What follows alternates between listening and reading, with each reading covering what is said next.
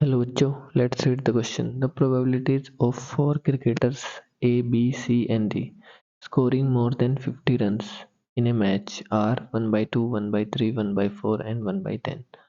It is known that exactly two of the players scored more than 50 runs in a particular match. The probabilities that these players were A and B.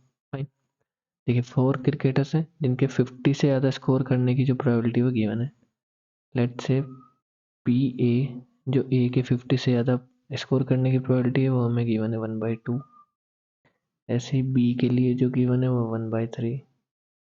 सी के लिए जो probability given है 1/4 and D के लिए जो probability है वो 1/10. Fine.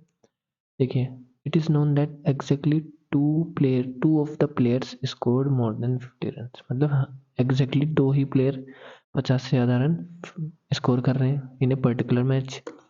तो लेट से हम इवन इवेंट एक एज्यूम करते हैं, इवन इवेंट एज्यूम करते हैं where exactly two players scored more than 50 runs. Exactly two players scored more than 50 runs. Fine. तो देखिए प्रोबेबिलिटी अगर हमें फाइंड करनी हो P E one, let's say हमें पी ई वन की वैल्यू चाहिए.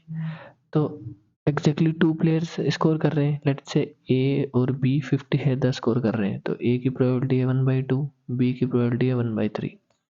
एग्जैक्टली टू बोला है तो ए और बी 50 है 10 स्कोर कर रहे हैं तो सी और डी 50 से कम स्कोर करेंगे. दैट मीन्स तो उसके लिए प्रोबेबिलिटी क्या आएगी, 1 से माइनस करना पड़ेगा. 1 माइनस 1/4 करेंगे तो ये वैल्यू आएगी 3/4. ऐसे ही 1 माइनस 1/10 करेंगे तो ये वैल्यू आएगी 9/10. क्योंकि सी और डी 50 से कम स्कोर करना पड़ेगा तभी एग्जैक्टली टू आएगा. प्लस अब की बार तो हमने ए और बी से 50 प्लस स्कोर कराया, अब की बार हम ए और सी से कराते हैं. तो ए की प्रोबेबिलिटी तो 1/2 रहेगी. बी 50 से कम स्कोर करेगा तो 1/3 को 1 से माइनस करेंगे तो ये वैल्यू आएगी 2/3. और सी के लिए आएगा 1/4 प्रोबेबिलिटी आएगी, मतलब 50 से प्लस स्कोर करने की.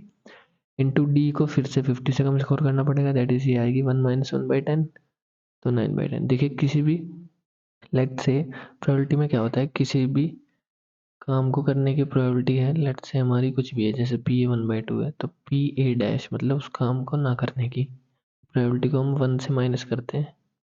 फाइन. तब हमें वो डिजायर्ड आंसर मिलता है. ओके. तो यही काम यहाँ पे कर रहे हैं, जिससे जिससे भी हमें 50 से ज़्यादा स्कोर कराना है उसकी प्रोबेबिलिटी एज इट इज, जिससे नहीं कराना है उसको 1 से माइनस कर रहे हैं तो प्लस. अब की बार क्या करते हैं, ए और डी से करा देते हैं 50 से ज़्यादा स्कोर. तो ए की एज इट इज, बी और सी में 1 से माइनस करके लिखेंगे बी और सी की प्रोबेबिलिटी,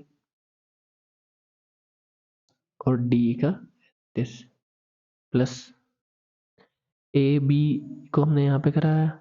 देखिए यहाँ पे ए बी को 50 से ज़्यादा स्कोर कराया, यहाँ पे ए सी को कराया, यहाँ पे ए डी को कराया. अब की बार क्या करा सकते हैं, बी और सी को.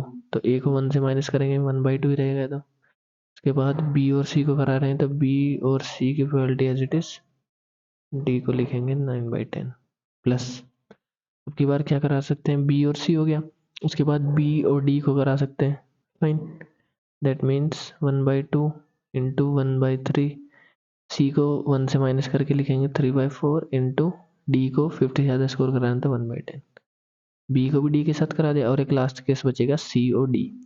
देखिए यहाँ पे हमने कराया किसको, बी सी को 50 से ज़्यादा स्कोर, यहाँ पे बी डी को. ऐसे रेफरेंस के लिए लिख रहे हैं ताकि कन्फ्यूजन ना हो. उसके बाद बचा है सिर्फ एक ही पेयर बचा है सी और डी. तो ए को 1 से माइनस करके लिखेंगे, बी को भी 1 से माइनस करके लिखेंगे और सी और D as it is. Fine. अब देखिए मल्टीप्लाई करके ऐड करेंगे तो पी ई वन हमारा है, मतलब एग्जैक्टली टू प्लेयर्स 50 से ज़्यादा स्कोर करेंगे वो प्रोबेबिलिटी हमारी यहाँ से फाइंड आउट कर सकते हैं मल्टीप्लाई करने के बाद. देखिए अगर डिनोमिनेटर अगर आप चेक करें, डिनोमिनेटर सबका सेम है. 2 इंटू 3 6, 6 इंटू 4 24, 24 इंटू 10 240. डिनोमिनेटर सबका सेम है, बस न्यूमरेटर हमें कैलकुलेट करके ऐड करना है. तो डिनोमिनेटर में तो 240 आ जाएगा, सबके एलसीएम आ जाएगा. न्यूमरेटर लिख लेते हैं सबका. देखिए यहाँ से न्यूमरेटर आएगा 9 इंटू 3 27, यहाँ से आएगा 18, यहाँ से आएगा 6. 27 18 प्लस 6 प्लस बाकी के जो 3 है यहाँ से क्या आएगा, देखिए यहाँ से आएगा 9, यहाँ से 3, यहाँ से 2, 9 + 3 + 2। फाइन, तो देखिए इसको ऐड करते हैं। 27 + 9 36, 36 + 18 54 + 6 65, 65 upon 240। Fine, this is our even, जो प्री इवन हमने निकाला इवन इवेंट के लिए प्रोबेबिलिटी। अब हम E2 एक इवेंट मानते हैं जहाँ exactly A and B scored more than 50, scored more than 50 runs। तो देखिए हमें फाइंड करना है P E1 इंटरसेक्शन E2। तो उसके लिए क्या करेंगे, एग्जैक्टली A और B से 50 से ज़्यादा स्कोर कराएंगे और C और D को 50 से कम स्कोर कराएंगे। तो देखिए A और B को 50 से ज़्यादा स्कोर करने की प्रोबेबिलिटी 1/2 1/3, 1/2 इंटू 1/3 इंटू C और D को 50 से कम कराएंगे। इसको 1 से माइनस करेंगे, इसको 1 से माइनस करेंगे, ये वैल्यू आएगी 3/4 इंटू 9/10।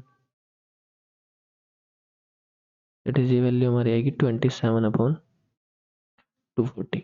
तो जो हमारी रिक्वायर्ड प्रोबेबिलिटी है, रिक्वायर्ड प्रोबेबिलिटी हमारी क्या आएगी,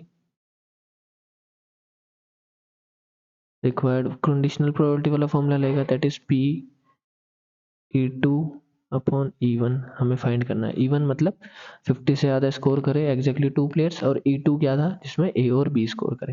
फाइन, E2 मतलब हमें एक तरीके से गिवन था, तो इसकी वैल्यू किसके इक्वल आएगी, P E1 intersection E2 upon P E1 intersection E2 की वैल्यू हमने फाइंड की 27/240 अपॉन P E1 हमने अभी फाइंड किया था। P E1 हमारा क्या आया था सोल्व करने के बाद, ये 65/240। फाइन, देखिए 240 से 240 cancel, that is 27/65 is our final answer. Fine, that means option 1 is correct. I hope you understood this solution. Thank you.